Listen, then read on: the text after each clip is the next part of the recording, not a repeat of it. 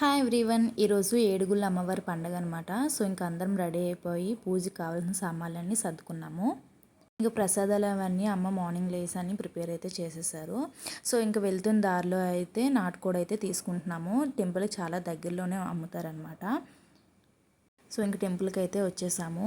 ఇంక మెయిన్ అయితే ఆ పెద్ద టెంపుల్ అయితే ఉంది కదా, సో అది మెయిన్ ముత్యాలమ్మ తల్లి అమ్మవారు అంటారు. ఈవిడే ముత్యాలమ్మ తల్లి.